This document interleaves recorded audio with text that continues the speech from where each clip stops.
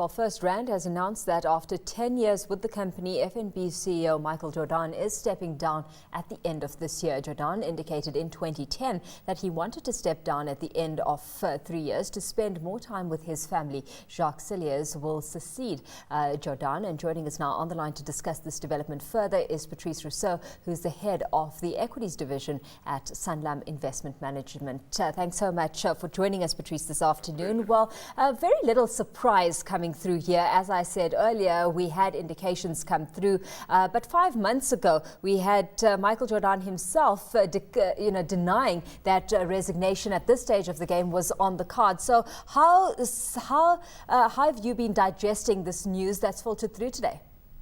Yes, I think it was well telegraphed that Michael was going to exit at some stage. We didn't know who the successor was.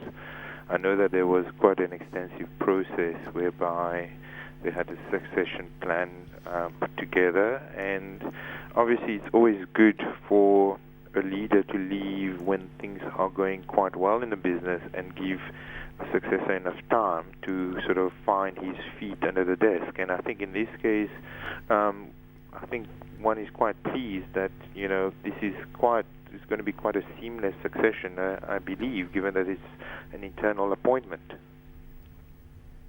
Patrice, I want to go off at a tangent here now because I was reading an article in the weekend Financial Times, and it was to do with football. It was to do with Sir Alex Ferguson stepping down after 27 years at Manchester United and David Moyes coming in talking about succession planning.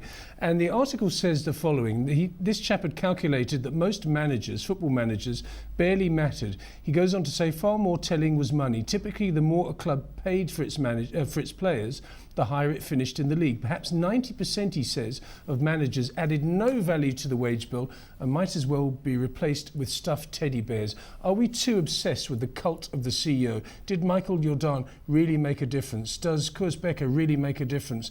Does Graham Mackay, or did Graham Mackay at SAB make a difference? I'd like your insight on that one.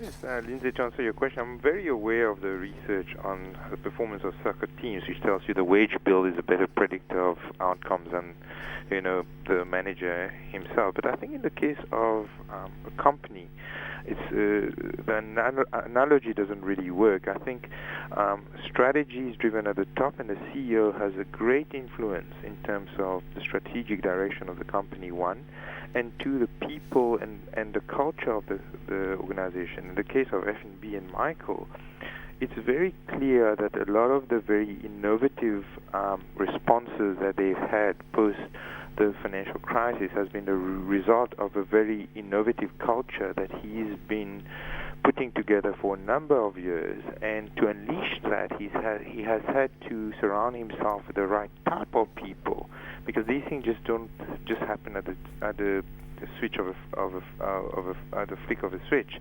So I think he has made a huge difference in a fairly sort of boring sector, and he's brought in a very different type of thinking, very much investment banking, innovative thinking, and he's being able to re-energize what was quite a tired brain, I would say, after a very short span at the top. Yeah, well, it's certainly got them acquiring the title of most innovative bank in the world, where the focus has been technology, innovation, and that to reap in cost efficiencies as well. Patrice, I mean, what else needs to be the focus now moving forward, as we've got Jacques Cilliers stepping into to fill very big shoes?